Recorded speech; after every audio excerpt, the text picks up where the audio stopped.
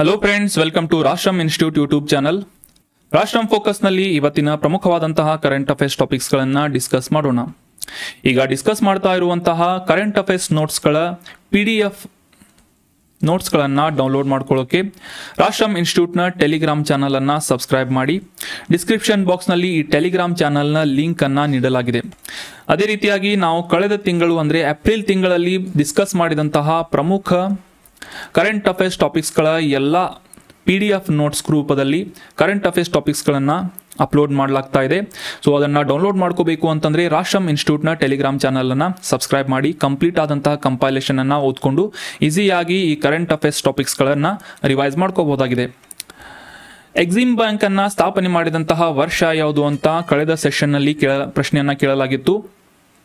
So ಆಪ್ಷನ್ಸ್ಗಳಲ್ಲಿ 1964, 1978, 1982 ಅಥವಾ 1999 ಇಸವಿ ಅಂತ ನೀಡಲಾಗಿದ್ದು ಸರಿಯಾದ ಉತ್ತರ ಏನು ಅಂತಂದ್ರೆ ಆಪ್ಷನ್ 3. 1982 ಇಸವಿಯಲ್ಲಿ export and import bank of India ಈ ಒಂದು ಸಂಸ್ಥೆಯನ್ನ ಎಸ್ಟಾಬ್ಲಿಷ್ ಮಾಡಲಾಗಿತ್ತು. Option 3 is right answer.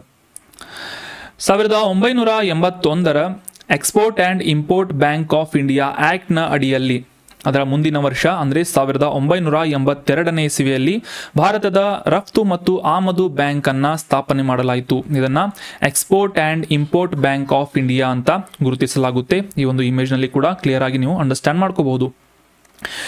ಈ ಸಂಸ್ಥೆಯನ್ನ ಅಥವಾ ಬ್ಯಾಂಕ್ ಅನ್ನ ಸ್ಥಾಪನೆ ಮಾಡುವಂತಹ ಮುಖ್ಯ ಉದ್ದೇಶ ಏನು ಅಂತಂದ್ರೆ ಅಂತಾರಾಷ್ಟ್ರೀಯ ಮಟ್ಟದಲ್ಲಿ ಭಾರತದ ವ್ಯಾಪಾರವನ್ನು ಉತ್ತೇಜಿಸುವಂತಹ ನಿಟ್ಟಿನಲ್ಲಿ ಮತ್ತು ಭಾರತದಿಂದ ರಫ್ತಾಗುವಂತಹ ಸರಕುಗಳು, ಸೇವೆಗಳು ಮತ್ತು ಆಮದಾಗುವಂತಹ ಸರಕು ಸೇವೆಗಳ ಕುರಿತಾದಂತಹ ವಿಷಯಕ್ಕೆ ಸಂಬಂಧಪಟ್ಟಂತೆ ಹಣಕಾಸಿನ ಫೆಸಿಲಿಟಿಯನ್ನು ಅಥವಾ ಹಣಕಾಸಿನ ನೆರವನ್ನು ನೀಡುವಂತಹ ನಿಟ್ಟಿನಲ್ಲಿ ಈ ಎಕ್ಸಿಮ್ ಬ್ಯಾಂಕ್ ಕಾರ್ಯವನ್ನು ನಿರ್ವಹಿಸ್ತಾ ಇದೆ 1982 ಇಸವಿಯಿಂದ ಅಂತ ನಾವು ಅಂಡರ್ಸ್ಟ್ಯಾಂಡ್ ಮಾಡ್ಕೋಬಹುದು.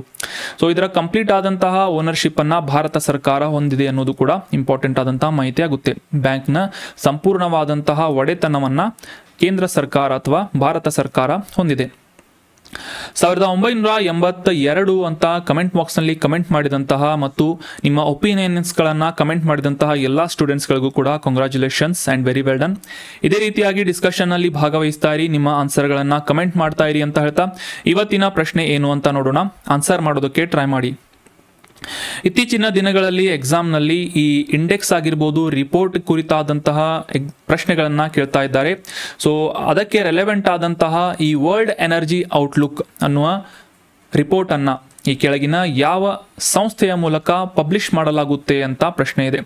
Which of the below institution is publishing the world energy outlook ಅಂತ ಪ್ರಶ್ನೆ ಇದ್ದು ಆಪ್ಷನ್ 1 ವಿಶ್ವ ಆರ್ಥಿಕ ವೇದಿಕೆ world economic forum, option 2 international energy agency, option 3 international energy forum ಅಥವಾ option 4 United Nation development programme ಅಂತ ನೀಡಲಾಗಿದ್ದು ಈ 4 ಆಪ್ಷನ್ಸ್ಗಳಲ್ಲಿ ಸರಿಯಾದ ಉತ್ತರ ಏನು ಅಂತ ಕಮೆಂಟ್ ಬಾಕ್ಸ್ನಲ್ಲಿ ಕಮೆಂಟ್ ಮಾಡಿ.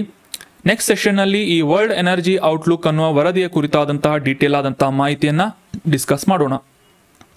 ಡಿಸ್ಕಷನ್ ನಲ್ಲಿ ಪಾರ್ಟಿಸಿಪೇಟ್ ಮಾಡಿ, ಕಮೆಂಟ್ ಮಾಡಿ ಅಂತ ಹೇಳ್ತಾ ಇವತ್ತಿನ ಡಿಸ್ಕಷನ್ ಅನ್ನ ಪ್ರಾರಂಭ ಮಾಡೋಣ. ಮೊದಲನೆಯ ಆರ್ಟಿಕಲ್ ಈ ಲಿಕ್ವಿಡ್ ನೈಟ್ರೋಜನ್ ಅಥವಾ ದ್ರವ ಸಾರಜನಕ ಇತ್ತೀಚಿನ ನ್ಯೂಸ್ ಪೇಪರ್ಗಳಲ್ಲಿ ಸಾಕಷ್ಟು ನ್ಯೂಸ್ ಪೇಪರ್ಗಳಲ್ಲಿ ಪಬ್ಲಿಷ್ ಆಗ್ತಾ ಇದೆ. ಸೊ ಹೀಗಾಗಿ ಈ ಲಿಕ್ವಿಡ್ ನೈಟ್ರೋಜನ್ ಕುರಿತಾದಂತಹ ಕೆಲವೊಂದಿಷ್ಟು ಇಂಪಾರ್ಟೆಂಟ್ ಆದಂತಹ ಮಾಹಿತಿಗಳನ್ನ examination point of view important ಮಾಹಿತಿಗಳನ್ನ ಅಂಡರ್ಸ್ಟ್ಯಾಂಡ್ ಮಾಡ್ಕೊಳ್ಳೋದಕ್ಕೆ ಟ್ರೈ ಮಾಡೋಣ. ಕಾಂಟೆಕ್ಸ್ಟ್ ಅನ್ನ ಮೊದಲಿಗೆ ಅರ್ಥ ಮಾಡ್ಕೊಳ್ಳೋದಾದ್ರೆ ಇತ್ತೀಚಿನ ದಿನಗಳಲ್ಲಿ ಈ ಆಹಾರ ಪದಾರ್ಥಗಳಲ್ಲಿ ದ್ರವ ಸಾರಜನಕ ಅಥವಾ ಲಿಕ್ವಿಡ್ ನೈಟ್ರೋಜನ್ನ ಬಳಕೆ ಹೆಚ್ಚಾಗ್ತಾ ಇದ್ದು ಅದನ್ನ ಬಳಕೆ ಮಾಡುವಂತಹ ಉದ್ಯಮಿಗಳ ವಿರುದ್ಧ ಕಠಿಣ ಕ್ರಮಗಳನ್ನ ಕೈಗೊಳ್ಳುವಂತಹ ನಿಟ್ಟಿನಲ್ಲಿ ಸರ್ಕಾರ ಮುಂದಾಗ್ತಾ ಇದೆ ಅಂತ ನ್ಯೂಸ್ನಲ್ಲಿ ಪಬ್ಲಿಷ್ ಆಗಿತ್ತು. ಮುಖ್ಯವಾಗಿ ಈ ಬೆವರೇಜಸ್ ಆಗಿರ್ಬೋದು, ತಂಪು ಪಾನೀಯಗಳಾಗಿರ್ಬೋದು, ಮುಖ್ಯವಾಗಿ ಈ ಸ್ಮೋಕ್ ಬಿಸ್ಕಿಟ್ ಆಗಿರ್ಬೋದು, ಬಿಯರ್, ಐಸ್ ಕ್ರೀಮ್ ಆಗಿರ್ಬೋದು, ಈ ರೀತಿಯಾದಂತಹ ಪದಾರ್ಥಗಳಲ್ಲಿ ಲಿಕ್ವಿಡ್ ನೈಟ್ರೋಜನ್ನ ಬಳಕೆ ಆಗ್ತಾ ಇದೆ. ಇದರಿಂದ ಆರೋಗ್ಯದ ಮೇಲೆ ವ್ಯತಿರಿಕ್ತ ಪರಿಣಾಮ ಉಂಟಾಗುವುದರಿಂದ ಇದನ್ನ ಕಂಪ್ಲೀಟ್ ಆಗಿ ನಿಷೇಧ ಮಾಡಲಾಗಿದೆ ಸರ್ಕಾರದಿಂದ ಅಂತ ನಾವು ಅಂಡರ್ಸ್ಟ್ಯಾಂಡ್ ಮಾಡ್ಕೋಬೇಕು. ನಿಷೇಧ ಹೇರಿದ್ರೂ ಕೂಡ ಈ ರೀತಿಯಾದಂತಹ ಪದಾರ್ಥಗಳಲ್ಲಿ ಲಿಕ್ವಿಡ್ ನೈಟ್ರೋಜನ್ ಅನ್ನ ಬಳಸಲಾಗ್ತಾ ಇದೆ ಅಂತ ಅನ್ನೋದು ನಾವು ಅಂಡರ್ಸ್ಟ್ಯಾಂಡ್ ಮಾಡ್ಕೋಬೇಕಾಗಿರುವಂತಹ ಮಾಹಿತಿಯಾಗಿದೆ. ಇನ್ನು ಈ ಲಿಕ್ವಿಡ್ ನೈಟ್ರೋಜನ್ ಕುರಿತಾದಂತಹ ಕೆಲವೊಂದಿಷ್ಟು ಬೇಸಿಕ್ ಅಂಡರ್ಸ್ಟ್ಯಾಂಡಿಂಗ್ ಅನ್ನ ಮಾಡ್ಕೊಳ್ಳೋದಾದ್ರೆ ಈ ದ್ರವ ಸಾರಜನಕ ಒಂದು ಜಡ ಮತ್ತು ಬಣ್ಣರಹಿತ ವಾಸನೆ ಇಲ್ಲದಂತಹ ಮತ್ತು ನಾಶವಾಗದಂತಹ ದಹಿಸಲಾಗದಂತಹ ಅತ್ಯಂತ ಶೀತಲವಾದಂತಹ ಪದಾರ್ಥವಾಗಿದೆ ಅಂತ ನಾವು ಅಂಡರ್ಸ್ಟ್ಯಾಂಡ್ ಮಾಡ್ಕೋಬೇಕು.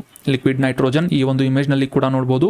ಮುಖ್ಯವಾಗಿ ಈ ಕ್ರಯೋಜೆನಿಕ್ ವಿಷಯಕ್ಕೆ ಸಂಬಂಧಪಟ್ಟಂತೆ, ಕ್ರಯೋಜೆನಿಕ್ ದ್ರವಗಳಿಗೆ ಸಂಬಂಧಪಟ್ಟಂತೆ ಈ ಪೋಲಾರೈಸ್ ಮಾಡಲಾದಂತಹ ಅನಿಲಗಳಲ್ಲಿ ಈ ದ್ರವ ಸಾರಜನಕ ಕೂಡ ಒಂದಾಗಿದೆ.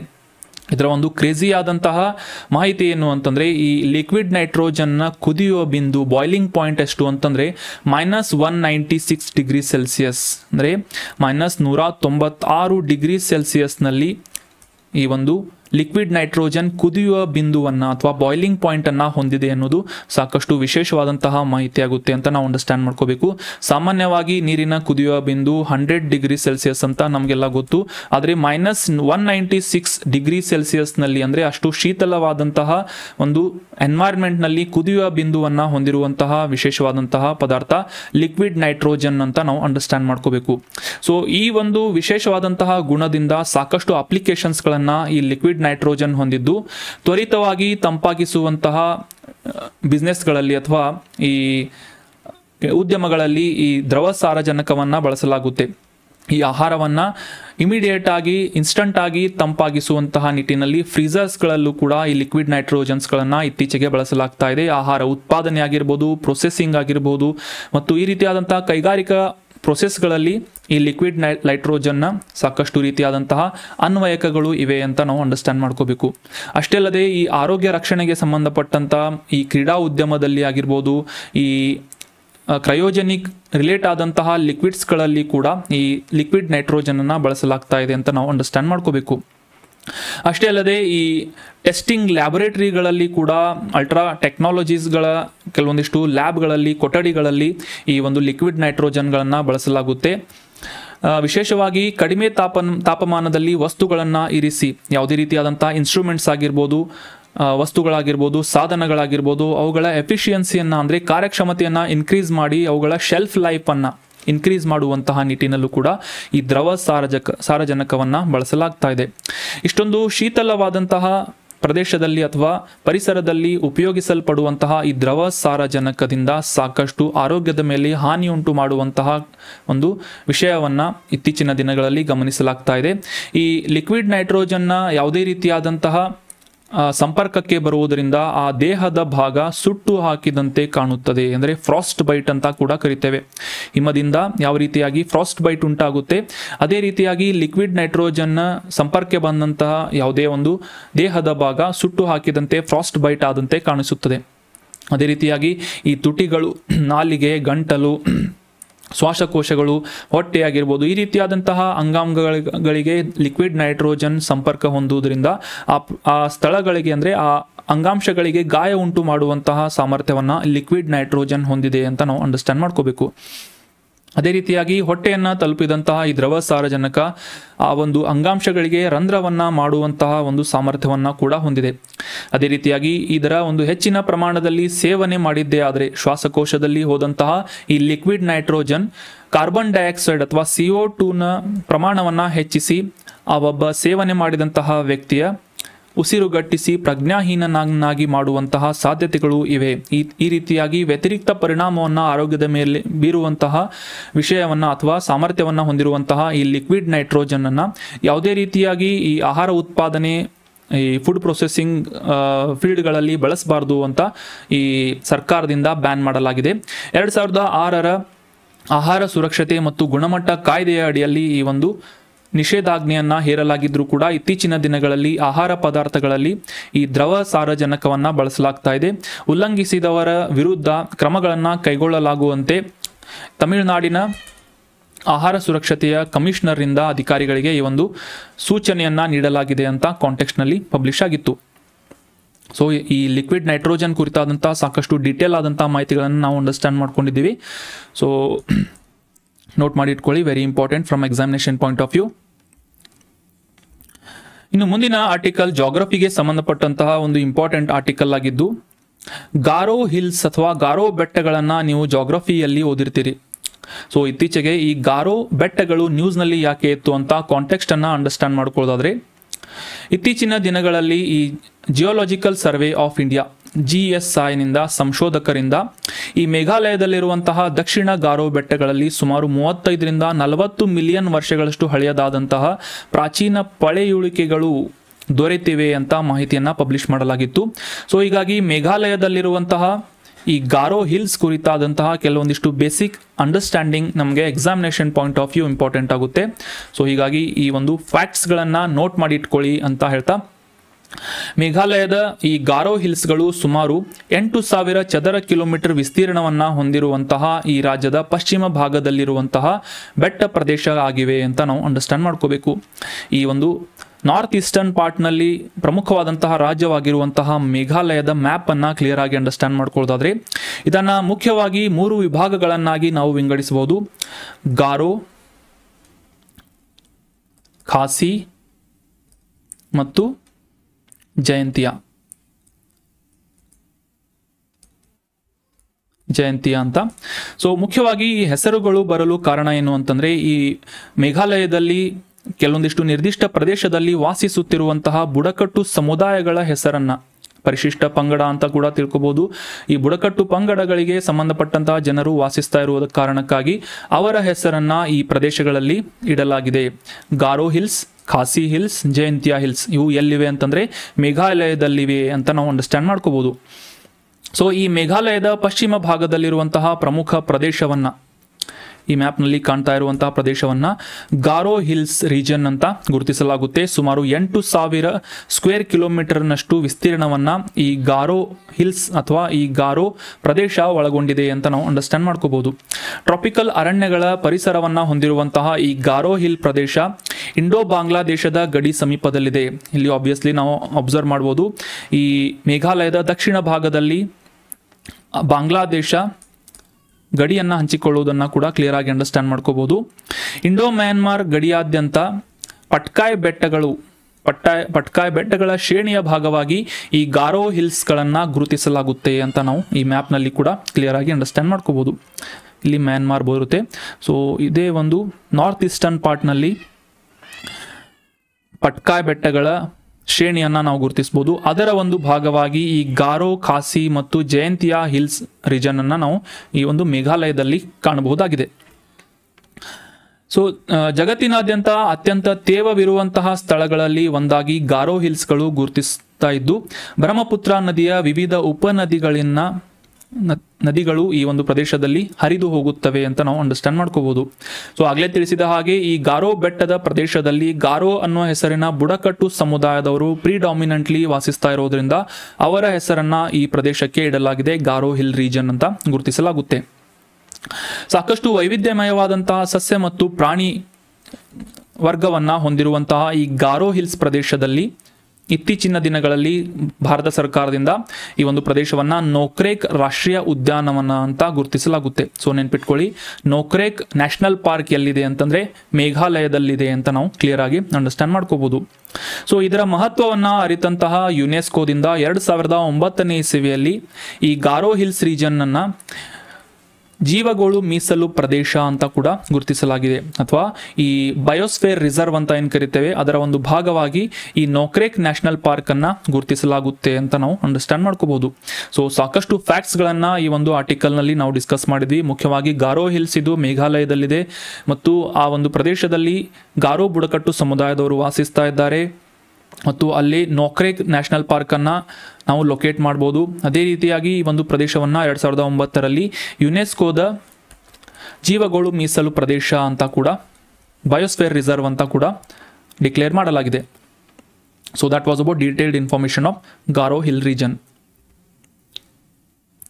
ಪ್ರತಿ ವರ್ಷ ಏಪ್ರಿಲ್ 30ನೇ ತಾರೀಕಿನಂದು ಕೇಂದ್ರ ಸರ್ಕಾರದಿಂದ ಆಯುಷ್ಮಾನ್ ಭಾರತ್ ದಿನಾಚರಣೆಯನ್ನು ಆಚರಿಸಲಾಗ್ತಾ ಇದೆ.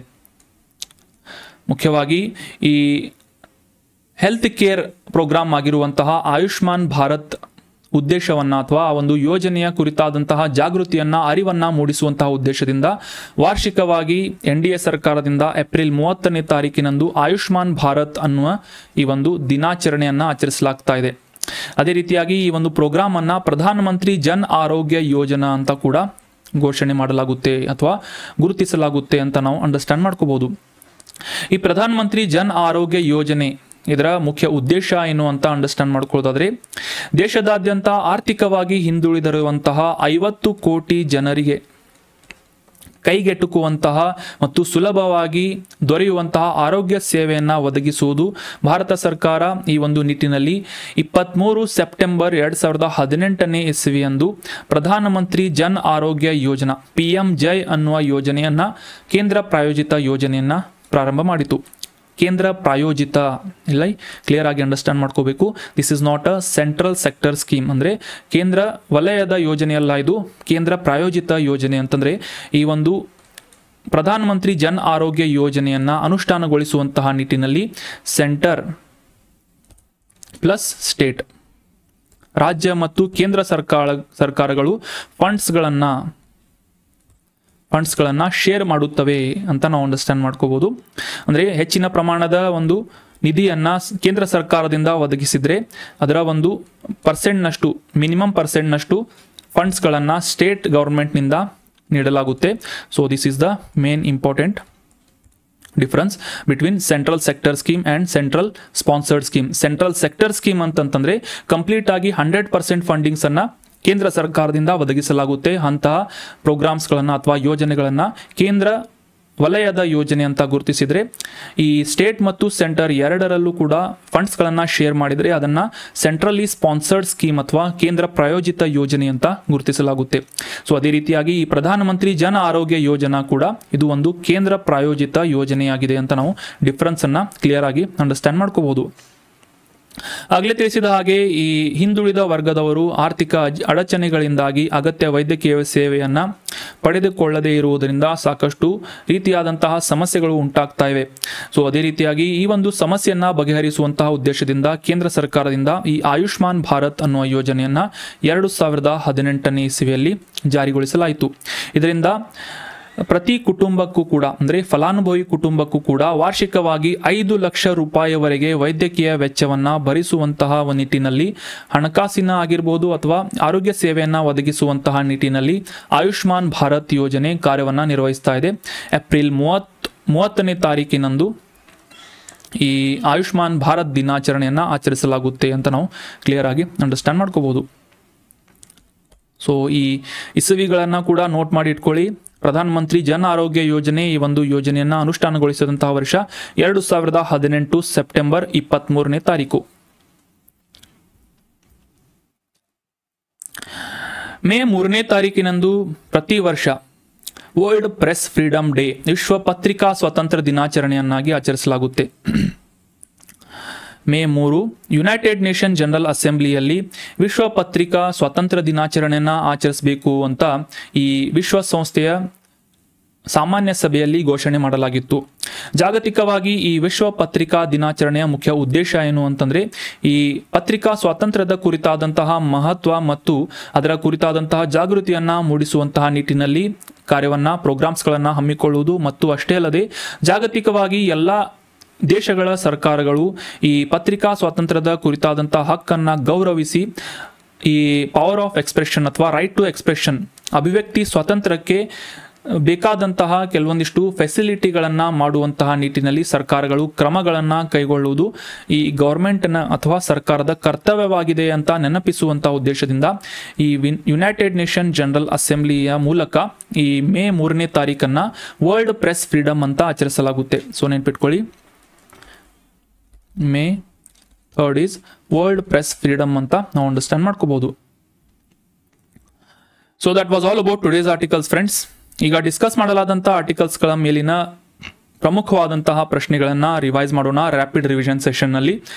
ಮೊದಲನೇ ರಿವಿಷನ್ ಪ್ರಶ್ನೆ ಏನು ಅಂತಂದರೆ, ಲಿಕ್ವಿಡ್ ನೈಟ್ರೋಜನ್ ಅಥವಾ ದ್ರವ ಸಾರಜನಕದ ಕುದಿಯುವ ತಾಪಮಾನ ಎಷ್ಟು ಅಂತ ಪ್ರಶ್ನೆ ಇದೆ. Boiling temperature, what is the boiling temperature of liquid nitrogen ಅಂತ ಪ್ರಶ್ನೆ ಇದ್ದು, option 1 112 degree Celsius, option 2 98 degree Celsius, option 3 -56 degree Celsius ಅಥವಾ ಆಪ್ಷನ್ 4 -196 ಡಿಗ್ರಿ ಸೆಲ್ಸಿಯಸ್ ಅಂತ ಪ್ರಶ್ನೆ ಆಪ್ಷನ್ಸ್ಗಳನ್ನು ನೀಡಲಾಗಿದ್ದು, ಸರಿಯಾದ ಉತ್ತರ ಏನು ಅಂತಂದರೆ ಆಪ್ಷನ್ 4 -196 ಡಿಗ್ರಿ ಸೆಲ್ಸಿಯಸ್ನಷ್ಟು ಕಡಿಮೆ ತಾಪಮಾನದಲ್ಲಿ ಕುದಿಯುವ ಬಿಂದುವನ್ನು ಈ ಲಿಕ್ವಿಡ್ ನೈಟ್ರೋಜನ್ ಹೊಂದಿದೆ ಎನ್ನುವುದು ಸರಿಯಾದಂಥ ಆನ್ಸರ್ ಆಗುತ್ತೆ. ಆಗಲೇ ಡಿಸ್ಕಸ್ ಮಾಡಿದ ಹಾಗೆ ಬಣ್ಣರಹಿತವಾದಂತಹ ವಾಸನೆ ಇಲ್ಲದ ನಾಶವಾಗದೇ ಇರುವಂತಹ ದಹಿಸಲಾಗದ ಅತ್ಯಂತ ಶೀತಲ ಪದಾರ್ಥ ದ್ರವ ನೈಟ್ರೋಜನ್ ಆಗಿದೆ ಅಥವಾ ಲಿಕ್ವಿಡ್ ನೈಟ್ರೋಜನ್ ಆಗಿದೆ ಅಂತ ನಾವು ಅಂಡರ್ಸ್ಟ್ಯಾಂಡ್ ಮಾಡ್ಕೋಬಹುದು. ಇದು ಒಂದು ಕ್ರಯೋಜೆನಿಕ್ ಲಿಕ್ವಿಡ್ ರೂಪದಲ್ಲಿರುವಂತಹ ವಸ್ತುವಾಗಿದ್ದು ಇದು ಅತ್ಯಂತ ಕಡಿಮೆ ಬಿಂದುವಿನಲ್ಲಿ ಕುದಿಯುವಂತಹ ಒಂದು ವಿಶೇಷತೆಯನ್ನ ಗುಣಲಕ್ಷಣವನ್ನ ಹೊಂದಿದೆ. ಎಷ್ಟು ಅಂತಂದ್ರೆ -196 ಡಿಗ್ರಿ ಸೆಲ್ಸಿಯಸ್ನಲ್ಲಿ ಬಾಯ್ಲಿಂಗ್ ಟೆಂಪರೇಚರ್ ಅನ್ನ ಹೊಂದಿದೆ ಲಿಕ್ವಿಡ್ ನೈಟ್ರೋಜನ್ ಅಂತ ನಾವು ಅಂಡರ್ಸ್ಟ್ಯಾಂಡ್ ಮಾಡ್ಕೊಂಡ್ವಿ. ಸೊ ಸರಿಯಾದ ಉತ್ತರ -196 degree Celsius.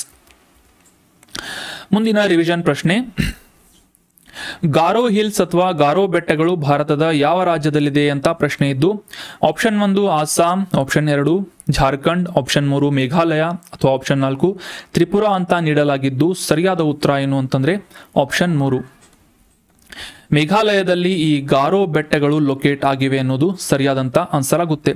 Option 3 is right answer. ಆಗಲೇ ಡಿಸ್ಕಸ್ ಮಾಡಿದ ಹಾಗೆ ಸುಮಾರು 8,000 ಚದರ ಕಿಲೋಮೀಟರ್ಗಳಷ್ಟು ವಿಸ್ತೀರ್ಣವನ್ನ ಹೊಂದಿರುವಂತಹ ಈ ಮೇಘಾಲಯದಲ್ಲಿ ಗಾರೋ ಹಿಲ್ಸ್ಗಳನ್ನು ನಾವು ಈಸಿಯಾಗಿ ಪಶ್ಚಿಮ ಮೇಘಾಲಯ ಭಾಗದಲ್ಲಿ ಗುರುತಿಸಬಹುದು. ಈ ಇಮೇಜ್ನಲ್ಲಿ ನೋಡ್ಬೋದು, ಈ ಪಶ್ಚಿಮ ಭಾಗದಲ್ಲಿ ಗಾರೋ ಹಿಲ್ಸ್ ರೀಜನ್ ಅನ್ನ ಗುರುತಿಸಬಹುದು. ಮುಖ್ಯವಾಗಿ ಈ ಹೆಸರು ಬರಲು ಕಾರಣ ಏನು ಅಂತಂದ್ರೆ ಈ ಒಂದು ಪ್ರದೇಶದಲ್ಲಿ ವಾಸಿಸ್ತಾ ಇರುವಂತಹ ಗಾರೋ ಬುಡಕಟ್ಟು ಸಮುದಾಯದವರ ಹೆಸರಿನ ಮೇಲೆ ಈ ಗಾರೋ ಹಿಲ್ಸ್ ಅಂತ ಈ ಒಂದು ಪ್ರದೇಶವನ್ನ ಗುರುತಿಸಲಾಗುತ್ತೆ. ಅದೇ ರೀತಿಯಾಗಿ ಈ ಒಂದು ಪ್ರದೇಶವನ್ನ ಜಿಲ್ಲೆಗಳ ರೂಪದಲ್ಲಿ ವಿಭಾಗಿಸಲಾಗಿದ್ದು East Garo Hills, West Garo Hills, South Garo Hills ಅಂತ ಇದರ ಜಿಲ್ಲೆಗಳನ್ನ ಲೊಕೇಟ್ ಮಾಡಲಾಗಿದೆ ಅಂತ ನಾವು ಅಂಡರ್ಸ್ಟ್ಯಾಂಡ್ ಮಾಡ್ಕೊಂಡ್ವಿ. So Garo hills are located in Meghalaya. ಮುಂದಿನ ರಿವಿಷನ್ ಪ್ರಶ್ನೆ, ಪ್ರಧಾನಮಂತ್ರಿ ಜನ ಆರೋಗ್ಯ ಯೋಜನಾ ಅಥವಾ PM-JAY ಅನ್ನುವ ಯೋಜನೆಯನ್ನ ಯಾವ ವರ್ಷದಲ್ಲಿ ಪ್ರಾರಂಭಿಸಲಾಯಿತು ಅಂತ ಪ್ರಶ್ನೆ ಇದ್ದು, ಆಪ್ಷನ್ 1 2015, ಆಪ್ಷನ್ 2 2018, ಆಪ್ಷನ್ 3 2021 ಅಥವಾ ಆಪ್ಷನ್ 4 2022 ಅಂತ ನೀಡಲಾಗಿದ್ದು ಸರಿಯಾದ ಉತ್ತರ ಏನು ಅಂತಂದ್ರೆ ಆಪ್ಷನ್ 2. 2018ನೇ ಇಸವಿಯಲ್ಲಿ ಪ್ರಧಾನಮಂತ್ರಿ ಜನ ಆರೋಗ್ಯ ಯೋಜನೆಯನ್ನ ಸ್ಥಾಪನೆ ಮಾಡಲಾಯಿತು ಅನ್ನೋದು ಸರಿಯಾದಂತ ಆನ್ಸರ್ ಆಗುತ್ತೆ. 23 ಸೆಪ್ಟೆಂಬರ್ 2018ನೇ ಇಸವಿಯಲ್ಲಿ ಕೇಂದ್ರ ಪ್ರಾಯೋಜಿತ ಯೋಜನೆಯಾದಂತಹ ಪ್ರಧಾನಮಂತ್ರಿ ಜನ ಆರೋಗ್ಯ ಯೋಜನೆಯನ್ನ ಸ್ಥಾಪನೆ ಮಾಡಲಾಗಿತ್ತು. ಮುಖ್ಯವಾಗಿ ಇದರ ಉದ್ದೇಶ ಏನು ಅಂತಂದ್ರೆ ಆರ್ಥಿಕವಾಗಿ ಹಿಂದುಳಿದಿರುವಂತಹ ಸುಮಾರು 50 ಕೋಟಿ ಜನರಿಗೆ ಅಂದ್ರೆ ಪ್ರತಿ ಫಲಾನುಭವಿ ಕುಟುಂಬಕ್ಕೂ ಕೂಡ ವಾರ್ಷಿಕವಾಗಿ 5 ಲಕ್ಷ ರೂಪಾಯಿವರೆಗಿನ ವೈದ್ಯಕೀಯ ಸೇವೆಯ ವೆಚ್ಚವನ್ನ ಭರಿಸುವಂತಹ ನಿಟ್ಟಿನಲ್ಲಿ ಈ ಒಂದು ಯೋಜನೆಯನ್ನ ಸ್ಥಾಪನೆ ಮಾಡಲಾಗಿತ್ತು 2018ರಲ್ಲಿ. ಅದೇ ರೀತಿಯಾಗಿ ಇದನ್ನ ಆಯುಷ್ಮಾನ್ ಭಾರತ್ ಅಂತ ಕೂಡ ಗುರುತಿಸಲಾಗುತ್ತೆ ಯೋಜನೆ ಅಂತ, ಆಯುಷ್ಮಾನ್ ಭಾರತ್ ಯೋಜನೆ ಅಂತ. ಏಪ್ರಿಲ್ 30 ಪ್ರತಿ ವರ್ಷ ಭಾರತದಾದ್ಯಂತ ಆಯುಷ್ಮಾನ್ ಭಾರತ್ ದಿನಾಚರಣೆ ಅಂತ ಕೂಡ ಆಚರಿಸಲಾಗುತ್ತೆ ಅಂತ ನಾವು ಕಾಂಟೆಕ್ಸ್ಟ್ ಅನ್ನ ಅಂಡರ್ಸ್ಟ್ಯಾಂಡ್ ಮಾಡ್ಕೊಂಡ್ವಿ. ಮುಂದಿನ ಪ್ರಶ್ನೆನ ನೀವೇ ಕ್ರಿಯೇಟ್ ಮಾಡ್ಕೋಬಹುದು. ಪ್ರತಿ ವರ್ಷ ಯಾವ ದಿನದಂದು ವರ್ಲ್ಡ್ ಪ್ರೆಸ್ ಫ್ರೀಡಮ್ ಡೇ ಅಥವಾ ವಿಶ್ವ ಪತ್ರಿಕಾ ಸ್ವಾತಂತ್ರ್ಯ ದಿನಾಚರಣೆ ಅಂತ ಆಚರಿಸ್ತಾರೆ ಅಂತಂದ್ರೆ ಮೇ 3ನೇ ತಾರೀಕಿನಂದು. ಯುನೈಟೆಡ್ ನೇಷನ್ ಜನರಲ್ ಅಸೆಂಬ್ಲಿಯಲ್ಲಿ ಈ ಪತ್ರಿಕಾ ದಿನವನ್ನ ಅಂದ್ರೆ ವಿಶ್ವ ಪತ್ರಿಕಾ ಸ್ವಾತಂತ್ರ್ಯ ದಿನಾಚರಣೆಯನ್ನು ಆಚರಿಸಬೇಕು ಅಂತ ಘೋಷಣೆ ಮಾಡಲಾಗುತ್ತೆ. ಜಾಗತಿಕವಾಗಿ ಎಲ್ಲಾ ದೇಶಗಳ ಸರ್ಕಾರಗಳು ಈ ಪತ್ರಿಕಾ ಸ್ವಾತಂತ್ರ್ಯದ ಹಕ್ಕನ್ನ ಗೌರವಿಸುವುದು ಮತ್ತು ಅಭಿವ್ಯಕ್ತಿ ಸ್ವಾತಂತ್ರ್ಯವನ್ನ ರಕ್ಷಣೆ ಮಾಡುವಂತಹ ನಿಟ್ಟಿನಲ್ಲಿ ಅದರ ಕರ್ತವ್ಯಗಳನ್ನ ನೆನೆಸಿಕೊಂಡು ಅಥವಾ ಅದನ್ನ ನೆನಪು ಮಾಡಿಕೊಡುವಂತಹ ಉದ್ದೇಶದಿಂದ ವಾರ್ಷಿಕವಾಗಿ ಮೇ 3ನೇ ತಾರೀಕಿನಂದು ವರ್ಲ್ಡ್ ಪ್ರೆಸ್ ಫ್ರೀಡಮ್ ಡೇ ಅನ್ನ ಆಚರಿಸಲಾಗುತ್ತೆ ಅಂತ ನಾವು ಅಂಡರ್ಸ್ಟ್ಯಾಂಡ್ ಮಾಡ್ಕೊಂಡ್ವಿ. So that was all about today's discussion friends. ಈ ಕಾಂಟೆಂಟ್ ಅನ್ನ ನಿಮ್ಮ ಎಲ್ಲ ಫ್ರೆಂಡ್ಸ್ಗಳ ಜೊತೆ ಶೇರ್ ಮಾಡಿ, ಡಿಸ್ಕಷನ್ ನಲ್ಲಿ ಕೇಳಲಾದಂತಹ ಪ್ರಶ್ನೆಗೆ ಸರಿಯಾಗಿ ಕಮೆಂಟ್ ಮಾಡಿ ಆನ್ಸರ್ ಮಾಡೋದಕ್ಕೆ ಟ್ರೈ ಮಾಡಿ. ನಿಮ್ಮ ಯಾವುದೇ ಸಜೆಷನ್ಸ್ಗಳಿದ್ರೆ ಕಮೆಂಟ್ ಮಾಡಿ. Thank you so much for joining the discussion. Have a nice day.